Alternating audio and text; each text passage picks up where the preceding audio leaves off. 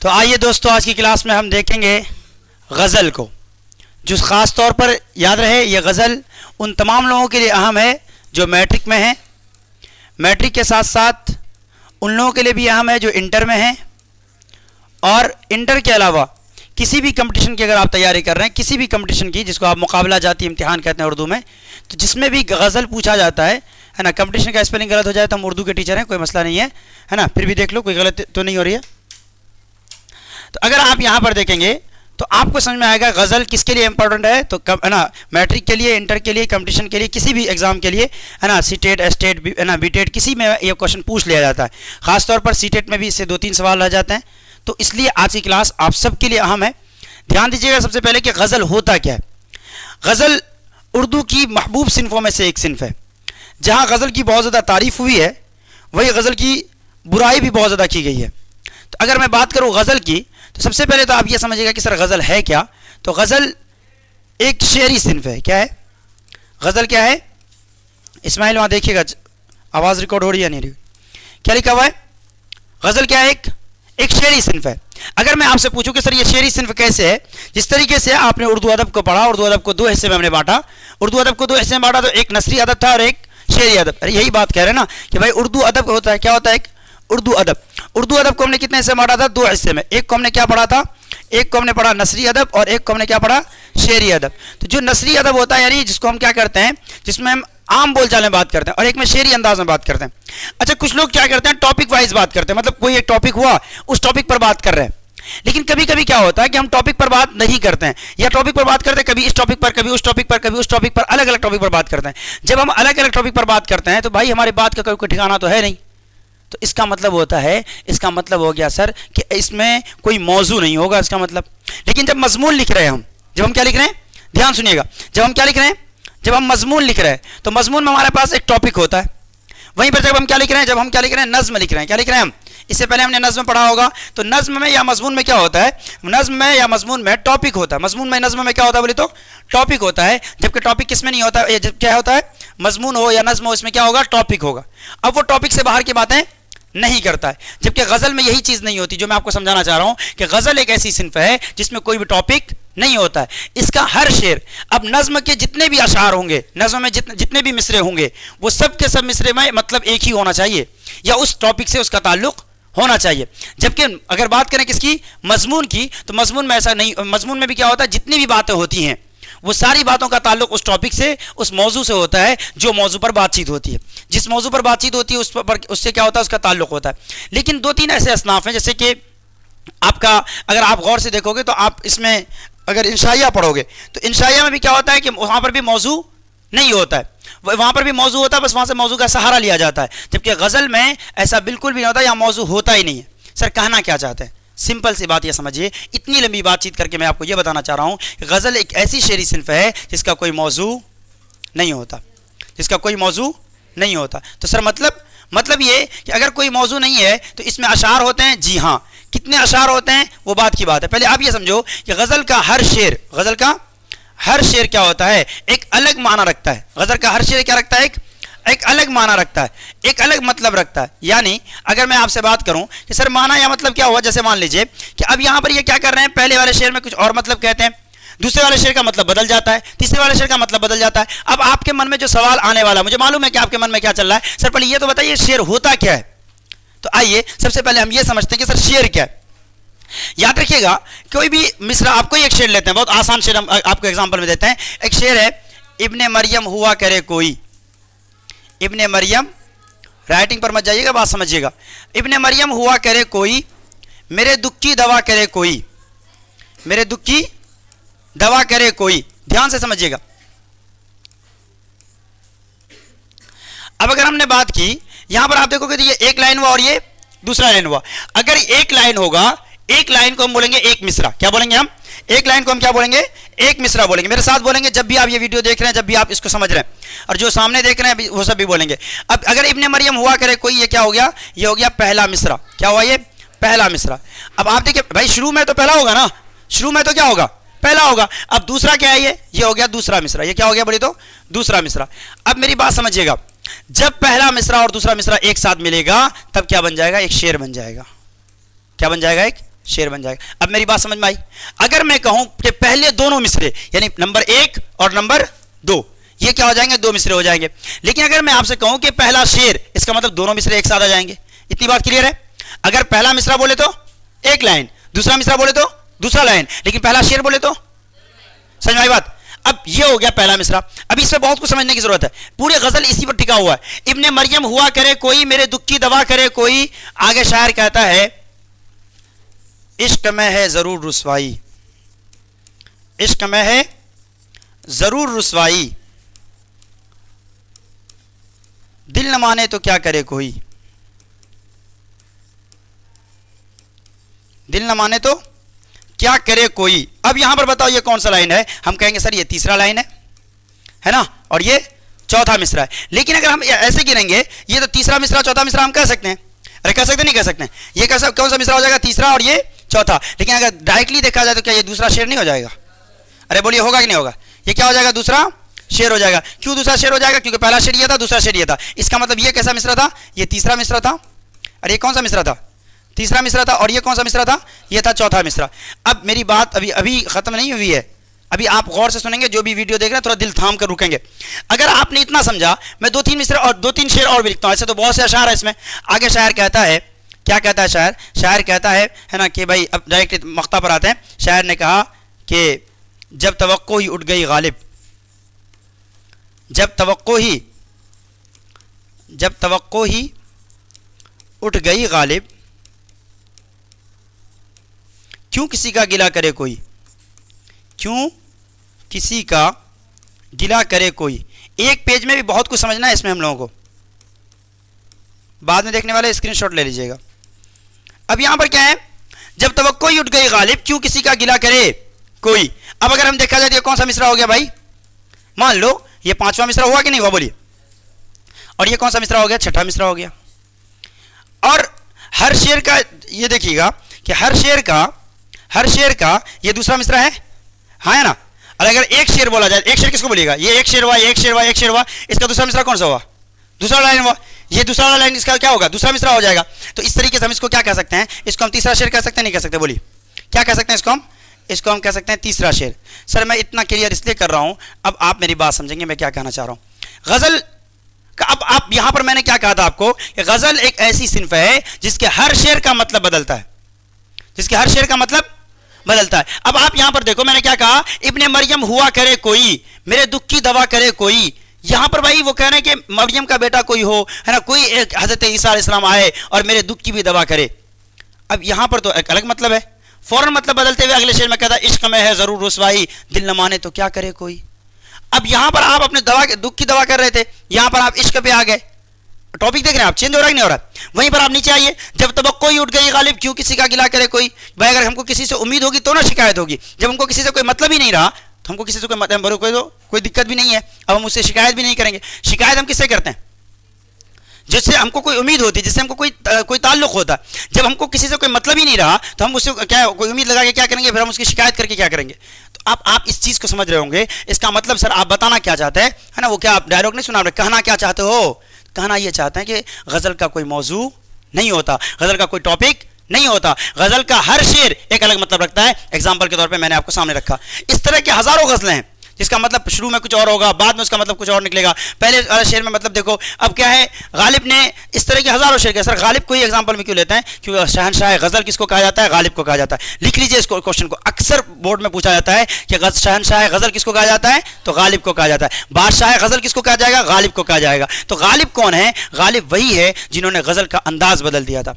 Sir इतनी लंबी बातचीत। अब देखो मैं वो नहीं हूं कि भाई स्लाइड पे पहले से लिख लिए और बस जो बातें स्लाइड पर उतनी ही, आप वो सारी बातें सुन लो जो गजल के लिए इंपॉर्टेंट है।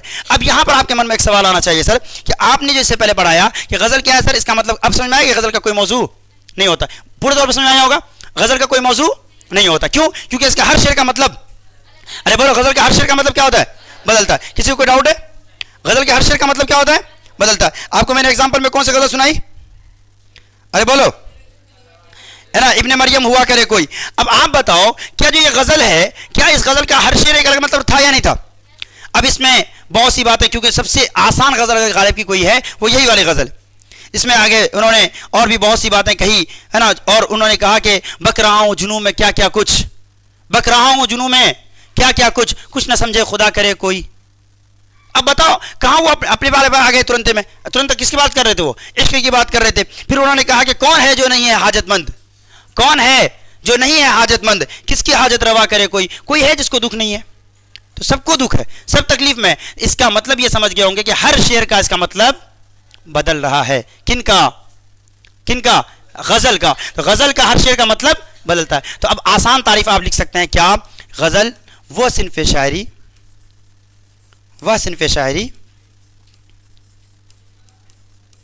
جس کا ہر شعر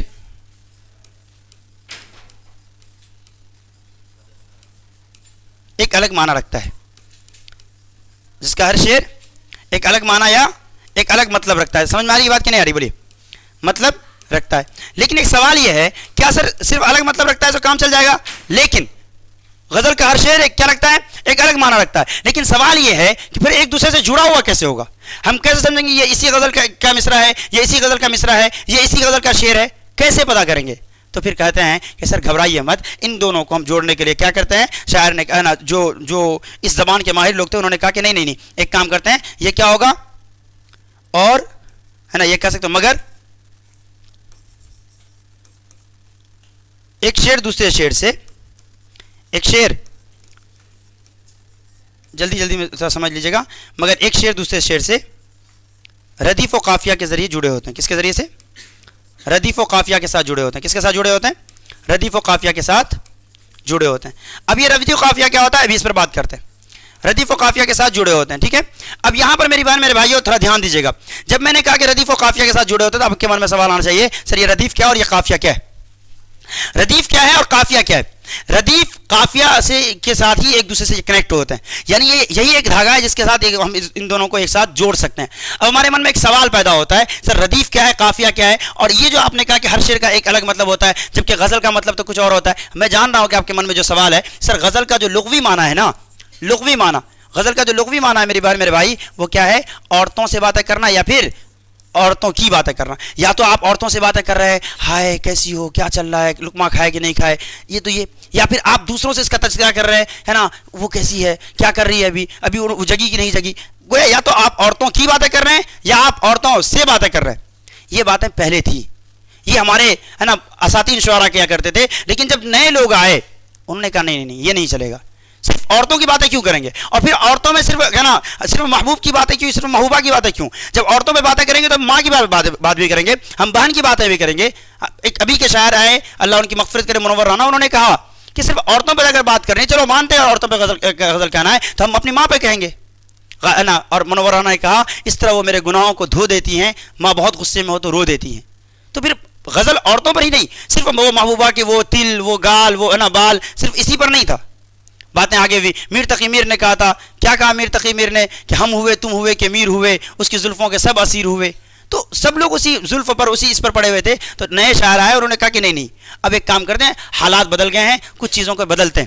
اب بیٹیوں پر شعر کہنا شروع ہو گیا. منور رانا نے کہا کہ رو رہے تھے سب تو میں بھی پھوٹ کر رونے لگا، رو رہے تھے سب تو میں بھی پھوٹ کر رونے لگا، ورنہ مجھ کو بیٹیوں کی رخصتی اچھی لگی. تو بیٹیوں پر شعر گانا شروع کر دیا. تو جب ماں بیٹی بہن پر شعر شروع ہوا تو پھر لوگوں نے کہا کہ بھائی کام کرتے ہیں، ہم اپنے آپ پر کیوں نہیں کہتے؟ تو میر تقی میر نے آپ بیتی کو جگ بیتی بنایا، اپنی تکلیف کو لکھنا شروع کیا. غالب نے خود اپنے بارے میں کہا جب توقع ہی اٹھ گئی غالب کیوں کسی کا گلا کرے کوئی. غالب نے اپنے بارے میں کہا کہ یوں ہی گر روتا رہا غالب تو اے اہل جہاں دیکھنا ان بستیوں کو تم کے ویراں ہو گئی. تو اپنے دکھ کو، آپ کی تکلیف کو اور ہر انسان کی تکلیف کو بیان کرنا شروع کر دیا. اب اور سے اس کے بعد کئی شاعر آئے اور انہوں نے کہا، ایک شاعر آئے امیر مینائی، انہوں نے کہا کہ خنجر چلے کسی پہ تڑپتے ہیں ہم امیر، خنجر چلے کسی پہ تڑپتے ہیں ہم امیر، سارے جہاں کا درد ہمارے جگر میں ہے. اس سے یہ پتا چلا کہ اب صرف اور صرف عورتوں کی باتیں نہیں ہو رہی ہیں، باتیں اپنی بھی ہو رہی ہیں. اب اگر آپ کو اتنی بات سمجھ میں آ گئی ہوگی تو اس کا مطلب آپ یہ کلیئر کر سکتے ہیں کہ اب صرف لغوی معنی کیا ہوا، عورت صرف نہیں رہی.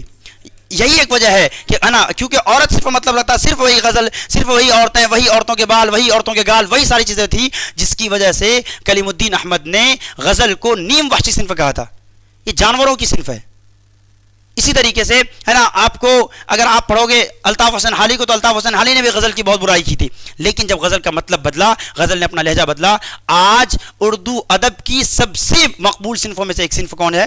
غزل ہے. یہ کہہ سکتے ہیں کہ سب سے مقبول صنف، لوگوں کو سب سے زیادہ کچھ پسند ہے تو کیا ہے؟ غزل ہے.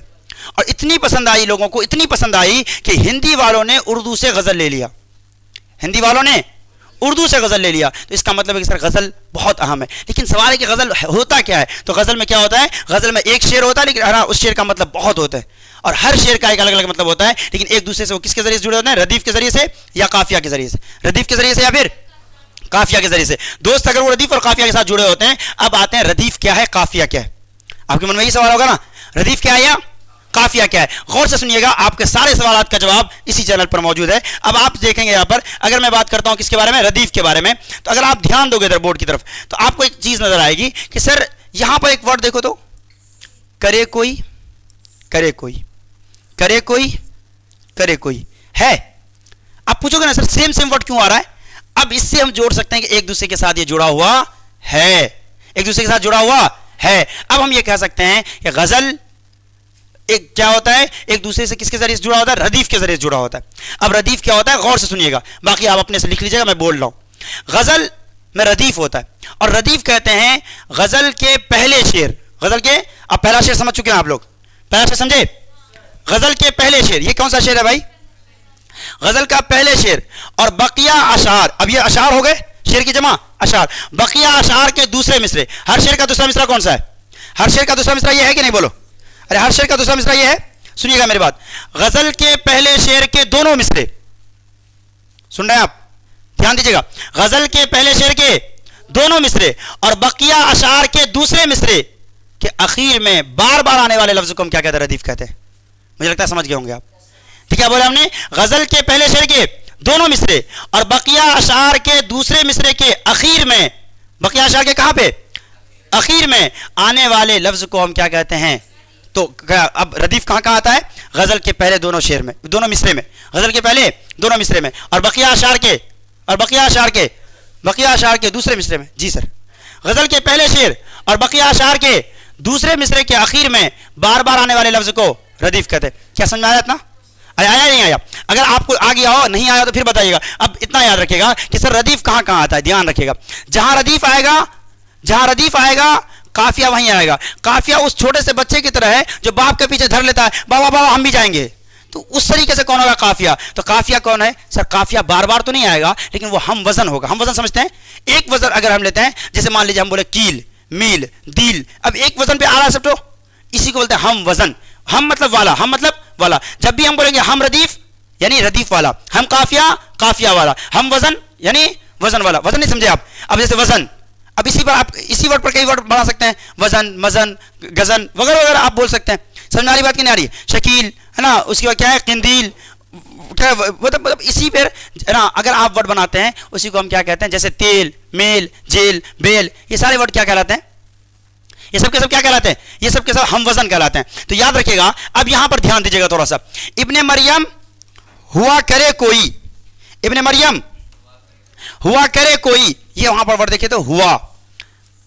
میرے دکھ کی دوا، عشق میں ہے ضرور رسوائی. کیا یہاں پر رہے گا ردیف؟ کیا نہیں رہے گا. ارے یہاں پر ردیف رہے گا؟ نہیں رہے گا. قافیہ رہے گا؟ نہیں رہے گا. کیوں؟ کیونکہ غزل کے پہلے دونوں مصرے اور بقیہ اشعار کے صرف کہاں ملے گا ہم کو؟ یہاں ملے گا. اب یہاں دیکھیے کیا، جب توقع ہی اٹھ گئی غالب کیوں کسی کا گلا. اب دیکھو ہوا، دوا، کیا، گلا بول کے دیکھ لو، ہم وزن ہے یا نہیں؟ اسی کو کیا کہتے ہیں ہم؟ اسی کو کیا کہتے ہیں؟ قافیہ کہتے ہیں. تو غزل قافیہ کسے کہتے ہیں؟ دھیان سے سنیے گا. غزل کے پہلے شعر، پہلے شعر مطلب دونوں مصرے، پہلے شعر مطلب دونوں مصرے، غزل کے پہلے شعر اور بقیہ اشعار کے دوسرے مصرے کے اخیر میں بار بار آنے والے لفظ کو ردیف کہتے ہیں. غزل کے پہلے شعر اور بقیہ اشعار کے دوسرے مصرے کے اخیر میں مگر ردیف سے پہلے آنے والے لفظ کو قافیہ کہتے ہیں. کس سے پہلے آئے گا؟ سب سے آسان پہچان ہے، ردیف سے پہلے دیکھ لو کون ہے؟ قافیہ. تو کیا سر غزل میں ردیف اور قافیہ کون ہے ضروری ہے؟ جی ہاں. غزل کے پہلے دونوں مصرے اور بقیہ اشعار کے دوسرے مصرے کے اخیر میں یا بقیہ اشعار کا دوسرا مصرع ہر حال میں ردیف اور قافیہ ہونا چاہیے. اب ردیف اور قافیہ والا ہونا چاہیے، اسی کو بولتے ہیں ہم ردیف اور ہم قافیہ ہونا چاہیے. کیا ہونا چاہیے؟ ہم ردیف اور ہم قافیہ ہونا چاہیے. تو غزل کا پہلا شعر اور بقیہ اشعار کا دوسرا مصرع ہر حال میں کیا ہوتا ہے؟ ہم ردیف اور ہم قافیہ ہوتا ہے. اور جب یہ ہم ردیف اور ہم قافیہ ہوگا اسے ہی ہم کیا کہیں گے؟ اسے ہی ہم کہیں گے غزل. سر اگر ایسا نہیں ہوا تو؟ کیونکہ ہر چیز میں کچھ لوگ ہوتے ہیں بغراتی کرنے والے، جیسے غالب ہے، غالب ہر چیز میں بغراتی کی ہے. اب غزل کی تعداد طے تھی، غزل کی تعداد کی تھی بھائی؟ طے تھی. کیا کہ بھائی کم سے کم کتنا ہوگا بھائی؟ کم سے کم 5 ہوگا. کم سے کم کتنا ہوگا؟ 5. انہوں نے 5 کیا؟ انہوں نے 4 لکھ دیا. جاؤ خوش رہو. کس نے رول توڑا؟ غالب نے، ہے نا. طے تھا کہ بھائی زیادہ سے زیادہ کتنا ہوگا؟ 17 یا 19. کیا شعر کتنا؟ 19. 17 یا ارے بولو کتنا؟ 17 یا 19. کس نے طے کیا تھا؟ باقی غزل والوں نے. غالب نے 23 غزل لکھ دی ایک ساتھ، 23 شعر لکھ دیے ایک ساتھ. تو رول توڑنے والا خود غالب کہتے ہیں ہوئی مدت کے غالب مر گیا. جب کیا ہوئی مدت کے غالب مر گیا پر یاد آتا ہے، ہوئی مدت کے غالب مر گیا پر یاد آتا ہے. وہ ہر ایک بات پر کہنا کہ یوں ہوتا تو کیا ہوتا، ہر چیز میں ٹانگ اڑانے کا کام. اب غالب نے کہا کہ بھائی دیکھو اگر مان لیجئے ردیف قافیہ سمجھ گیا آپ، اگر نہیں ہوا تو اب کیا کہیں گے؟ ایسی غزل جس میں ردیف نہ ہو اس کو غیر مردف غزل کہیں گے. کیا کہیں گے؟ یاد رکھیے گا. وہ غزل جس میں کیا نہ ہو، جس میں ردیف نہ ہو، اسے کیا کہیں گے؟ غیر مردف غزل کہیں گے. بات سمجھے آپ؟ لیکن دیکھو اصول نہیں ماننے کو ہم تو کسی بھی حال میں صحیح نہیں کہیں گے، لیکن پھر بھی اگر ردیف نہ ہو اسے کیا کہیں گے؟ ہم غیر مردف کہیں گے. اتنی بات سمجھ آئی؟ کیا کیا سمجھے اب تک ہم لوگ؟ ردیف سمجھ میں آیا، قافیہ سمجھ لیے ہوں گے، غیر مردف جن کو نہیں سمجھ آیا دوبارہ ویڈیو دیکھیے گا آپ کو 100% سمجھ میں آ جائے گی. اگر آپ کو اتنی بات سمجھ میں آ گئی ہوگی اب ہم آگے بڑھتے ہیں کہ سر مطلع کیا ہوتا ہے، مقطع کیا ہوتا ہے. کسی بھی ایگزام میں اٹھا کر دیکھ لیجئے غزل سے کوشچن نہیں پوچھے گا اس کا مطلب وہ اردو کا ایگزام نہیں ہے. سیدھے طور پہ بات سمجھ لیجئے، اگر غزل سے کوشچن نہیں ہے مطلب وہ اردو کا ایگزام ہے ہی نہیں. تو آئیے یہاں پر 2-3 سوال آپ کے من میں جو آپ کے آ رہے ہوں گے اس میں سے ایک کیا ہے؟ ایک ہے آپ کا مطلع. کیا ہے؟ مطلع. مطلع کیا ہوتا ہے؟ اور دوسرا کوشچن ہوگا آپ کا مقطع. دیکھیں بہت سمپل سی بات. مطلع طلع یطلع مطلب ہوتا ہے طلوع ہونا، شروع ہونا. جہاں سے غزل شروع ہوگا، جہاں سے غزل شروع ہوگا اسی کو کیا کہتے ہیں؟ مطلع کہتے ہیں. مطلع شروع ہونے کی جگہ. غزل کا پہلا شعر، شرط کیا پڑھے تھے ہم لوگ؟ دھیان سے سنیے. شرط کیا پڑھے تھے؟ ہم ردیف اور ہم قافیہ ہونا. غزل کا پہلا شعر جو ہم ردیف اور ہم قافیہ ہوتا ہے اسے ہی مطلع کہتے ہیں. سمپل سی بات ہے. غزل کے پہلے شعر کو ہم ردیف اور جو کیا ہوتا ہے؟ ہم ردیف اور ہم قافیہ ہوتا ہے. تو غزل کے پہلے شعر کو مطلع کہتے ہیں. غزل کے پہلے شعر کو مطلع کہتے ہیں. اب اگر غزل کے پہلے شعر کو ہم کیا کہیں گے؟ بولیے. غزل کے پہلے شعر کو اگر ہم مطلع کہیں گے تو اس کا مطلب ہم سیدھے کہہ سکتے ہیں نا کہ غزل کا پہلا شعر کیا کہلاتا ہے؟ بولیے تو. شعر کا مطلب کیا؟ پہلا دونوں مصرع ہے نا. شعر کا مطلب سمجھا چکے، شعر کا مطلب پہلا دونوں مصرع. غزل کا پہلا شعر مطلع کہلاتا ہے. سر اگر پہلے شعر کی طرح دوسرا شعر بھی ہو جائے تو وہ حسن مطلع کہلاتا ہے. کیا کہلاتا ہے؟ وہ حسن مطلع کہلاتا ہے. یاد رکھیے گا حسن مطلع کسے کہتے ہیں؟ غزل کے پہلے شعر. اور اسی کو مطلع ثانی بھی کہتے ہیں. کیا کہتے ہیں اس کو؟ مطلع ثانی بھی کہتے ہیں. اب آپ اس کی تعریف خود سے لکھ لیجیے گا کہ غزل کے پہلے شعر کی طرح اگر دوسرا شعر بھی ہو جائے اسے کیا کہیں گے؟ ہم مطلع ثانی کہیں گے. اور اگر غزل کے پہلے شعر کی طرح تیسرا شعر بھی ہو جائے مطلب کیا سر؟ یعنی اگر دیکھو دوسرا شعر جو ہوتا ہے وہ کیا ہوتا ہے؟ دوسرے شعر کا صرف دوسرا مصرع کیا ہوتا ہے؟ ہم ردیف اور ہم قافیہ ہوتا ہے. تیسرے شعر کا صرف دوسرا مصرع کیا ہوتا ہے؟ ہم ردیف اور ہم قافیہ ہوتا ہے. لیکن اگر دوسرے شعر کا پہلا مصرع تیسرے شعر کا پہلا مصرع بھی ہم ردیف اور ہم قافیہ ہو جائے تو اس کو ہم کیا کہیں گے؟ دوسرا شعر کا ہوگا تو حسن مطلع، اور اگر تیسرا شعر کا ہوگا تو کیا کہیں گے؟ بولو. اس کو کہیں گے مطلع ثالث. کیا کہیں گے؟ بولیے. مطلع ثالث. مجھے یقین ہے کہ آپ کو میری بات سمجھ میں آ رہی ہوگی. اگر پہلے شعر کی طرح دوسرا شعر بھی ہو جائے تو حسن مطلع، اور اگر تیسرا شعر بھی ہو جائے مطلع ثالث. اب ایک ورڈ آتا ہے تخلص. یاد رکھیے گا کیا ورڈ آتا ہے؟ تخلص. وہ لفظ جو غزل کے آخر میں ہے نا، یا سوری وہ لفظ جو شاعر اپنے شعر میں استعمال کرتا ہے اس کو کیا کہتے ہیں؟ تخلص کہتے ہیں. جن کو سمجھ میں نہیں آتا وہ گرامر پڑھیے اور اس میں معرفہ کی قسمیں پڑھیے، ہے نا. ابھی یوٹیوب پہ وہ بھی چلے گا بہت جلد ہی. تو اس میں معرفہ کی 7 قسمیں ہیں. اس میں سے ایک ہے علم. علم کی 5 قسمیں: لقب، خطاب، کنیہ، تخلص، عرف. تو عرف اس میں سے کیا ہے؟ تخلص ہے. وہ نام جو شاعر اپنے شعر میں استعمال کرتا ہے. یعنی سمپل بات کہا جائے تو شاعر کے قلمی نام کو ہم کیا کہتے ہیں؟ تخلص کہتے ہیں. ایگزامپل کے طور پہ غالب، امیر مینائی کا امیر. اسی طریقے سے ہے نا اب کیا ہے ہمارے جو بہت فیوریٹ شاعر ہے کلیم عاجز کا کلیم. یہ سب کے سب کیا ہیں؟ ہے نا ہمارے دادا بھی کلیم ہے. تو اگر آپ یہ سمجھ رہے ہیں تو آپ کو یہ ساری باتیں سمجھ میں آ رہی ہوں گی. تو اب یہ باس کیا ہے؟ تخلص. کیا یہ؟ وہ نام جو شاعر اپنے شعر میں استعمال کرتا ہے. تو غزل کا وہ شعر جس میں شاعر اپنا تخلص استعمال کرے گا اس کو کیا کہیے گا؟ اسی کو کہیں گے مقطع. لیکن دوست ہر چیز میں شرط ہے. شرط کیا ہے سر؟ پہلی شرط کہ اس میں تخلص ہو. پہلی شرط کیا ہے؟ تخلص ہو. دوسری شرط وہ آخری میں ہو. وہ شعر کیا ہونا چاہیے؟ آخری شعر. اگر وہ شعر پہلے شعر میں ہو جائے گا تو کیا اس کو آپ مقطع کہیں گے؟ نہیں کہیں گے. مقطع مطلب قطع کرنا, کاٹنا. ارے کلیہ سے بولتا ہے قطع, سمجھ رہے ہو نا؟ تو کہاں سے آیا یہ قطع, کاٹنا, جہاں سے غزل ختم. اگر غزل میں کیا ہو جائے, تخلص نہ ہو, تو اس کو ہم کیا کہیں گے سر؟ اس کو ہم آخری شعر کہیں گے. اس کو کیا کہیں گے؟ ہیلو آ رہے 5 منٹ میں آ رہے.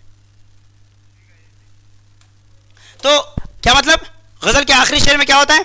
تخلص بھی ہوگا اور وہ کیا ہوگا؟ آخری شعر ہوگا. اگر اس میں تخلص نہیں ہوا تو, ہر جگہ فیضان سر کی طرف بقراتی نہیں کریں گے تو, تب کیا جواب دیجیے گا؟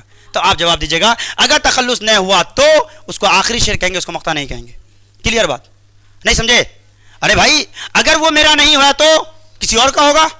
ارے بولو بھائی, ہاں اگر ہم تمہارے نہیں ہوئے تو کوئی دقت نہیں ہے, سمپل سی بات نہیں ہے بھائی. اگر مان لیجئے کہ آپ کی زندگی میں کوئی لڑکی ہے, کوئی لڑکا ہے جو آپ کو کہہ رہا ہے کہ ہم آپ کے نہیں ہوئے, تو کیا مر جائیے گا؟ گھنٹہ مر جائے گا. تم میری زندگی ہو, یہ سچ ہے.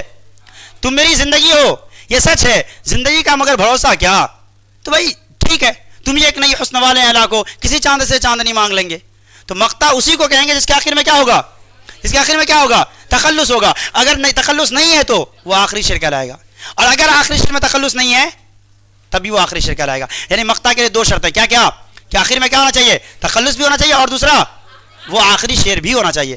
یہ اگر آپ سمجھ گئے ہوں گے, مجھے لگتا ہے غزل کے بارے میں آپ سمجھ گئے ہوں گے. 2-3 باتیں بس غزل کے بارے میں امپورٹنٹ ہیں, اس کو دھیان سے سنیے گا. غزل میں اور کیا پوچھا جا سکتا ہے سر؟ اردو میں سب سے زیادہ پسندیدہ غزل کس کی ہے؟ تو غالب کی. شہنشاہ غزل غالب, شہنشاہ غزل غالب ہے نا. غزل کا بیتاج بادشاہ غالب ہے نا. اچھا سر یہ بتائیے کہ غزل میں میر تقی میر کا کیا یہ ہے؟ میر تقی میر نے اپنے دکھ, اپنے درد کو بتانا شروع کیا کس میں؟ غزل میں. اور وہی آپ بیتی کیا ہو گئی؟ جگ بیتی ہو گئی. اور غالب بھی, جبکہ شہنشاہ غزل کون ہے؟ غالب ہیں ہے نا. اس کے بعد بھی غالب یہ مانتے ہیں کہ ہم سے بڑھ کا کون ہے؟ میر تقی میر ہے. غالب خود کہتے ہیں کیا ریختہ کہ تم ہی استاد نہیں ہو غالب, ریختہ کہ تم ہی استاد نہیں ہو غالب. کہتے ہیں کہ اگلے زمانے میں کوئی میر بھی تھا, تو میر تھے ہے نا. اور غزل میں یہ بات سچ ہے کہ عشق و عاشقی کی بات زیادہ کس میں ہوتی ہے؟ غزل میں ہوتی ہے نا.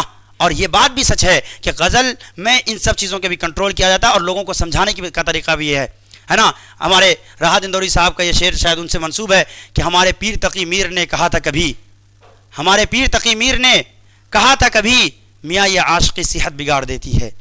تو یہ عاشقی, یہ ساری باتیں کس میں ہو رہی ہیں؟ جہاں غزل میں عشق و عاشقی کی تعریف کی جا رہی ہے, وہیں پر عشق و عاشقی کی برائی بھی کی جا رہی ہے. تو اصل میں غزل کا محور عشق و عاشقی ہے, لیکن ساری چیزوں سے عشق. اصل میں عشق صرف اور صرف عشق مجازی نہیں, بلکہ عشق خدائی بھی, عشق حقیقی بھی, اور خدا سے بھی عشق بھی ہے نا. اب راحت اندوری شعر کہتے, سنو کیا شعر کہا راحت اندوری نے. کہا کہ ان کی یاد آئی ہے سانسوں ذرا آہستہ چلو, ان کی یاد آئی ہے سانسوں ذرا آہستہ چلو, دھڑکنوں سے بھی عبادت میں خلل پڑتا ہے. اس کا یہ مطلب ہوا یہاں پر وہ کس کی بات کر رہے ہیں؟ خدا کی تبرک و عبادت کی بات کر رہے ہیں. وہی غزل کے بارے میں کیا سر عشق و عاشقی کرنی چاہیے نہیں کرنی چاہیے؟ اب ان سے پوچھو ہے نا. منورانہ اس کا جواب دیتے ہیں, کیا کہتے ہیں؟ انہوں نے کہا کہ عشق میں رائے بزرگوں سے نہیں لی جاتی, عشق میں رائے بزرگوں سے نہیں لی جاتی, آگ بجھتے ہوئے چولہوں سے نہیں لی جاتی. اب یہ سارے شعر کے مطلب آپ سمجھیں گے, گویا اس کا محور کیا ہے؟ عشق و عاشقی ہے. لیکن عشق و عاشقی کے ساتھ ساتھ وہ ساری باتیں کی جاتی ہے جس میں غزل میں ساری باتیں ہونی چاہیے. تو گویا غزل آج کی ضرورت ہے. آج کے سماج میں غزل کا مطلب صرف اور صرف عشق و عاشقی نہیں ہے. آج غزل میں ہم اپنے سارے دکھ, سارے درد, ساری چیزیں بیان کر سکتے ہیں. گویا سمپل سی بات کیا جائے, یہی ایک وجہ ہے کہ آج یہ غزل سب سے محبوب صنف ہے. غزل کیا ہے آج؟ ارے بولو, سب سے محبوب صنف ہے. کیونکہ غزل میں کیا نہیں ہے.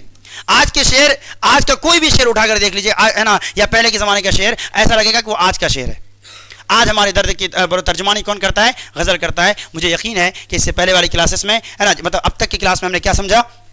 آج کی کلاس میں ہم نے سب سے پہلے اگر دیکھا جائے شروعات کی ہم نے غزل سے, اور غزل کے بارے میں آپ نے یہ ساری باتیں جانی ہے نا. آپ اسکرین شاٹ لے لیجیے گا. پھر اس کے بعد ہم نے غزل کے بارے میں ہے نا آپ کو سمجھایا. اس کے بعد پھر ہم نے بات کی کس پہ ہے نا, مطلع مقطع اور باقی ہے نا اس پہ. اور کوئی چیز شاید اس میں چھوٹی نہیں ہے, اگر کچھ چھوٹ جائے تو آپ کمنٹ کر کے اگلے پھر بتا دیں گے ہم. اور اس کے بعد شہنشاہ غزل ہے نا بھی بتا دیا میں نے. آج سر آج کے اس میں بھی دور میں سب سے زیادہ محبوب صنف کیا ہے؟ غزل ہے. عورتیں بھی غزل کہتی ہیں. اب عورتیں کس کو اٹھاتی ہیں؟ مردوں کو.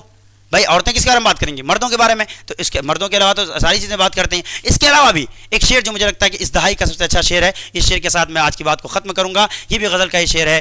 ہے نا، جو آپ دیکھو گے کہ ہمارے سماج میں ساری چیزیں ہوتی ہیں، ہے نا، ہمیں ایک دوسرے کو ہلکا سمجھا جاتا ہے، کسی کو ہے نا کہتا ہے او کچھ کیا جانتا ہے. شعر سنیے گا: سامنے والے کو ہلکا جان کر بھاری ہیں آپ، سامنے والے کو ہلکا جان کر بھاری ہیں آپ کا معیار دیکھا کتنے کتنے معیاری ہیں آپ کا معیار دیکھا کتنے معیاری ہیں آپ. اف تلک کرتے نہیں ذل الہی کے خلاف. ہماری میڈیا کے نام اف تلک کرتے نہیں ذل الہی کے خلاف. آپ کو دربار کی عادت ہے، درباری ہیں آپ. آج کی کلاس کو ہم یہیں پر روکیں گے، ملیں گے اگلی کلاس میں، تب تک کے لیے خدا حافظ.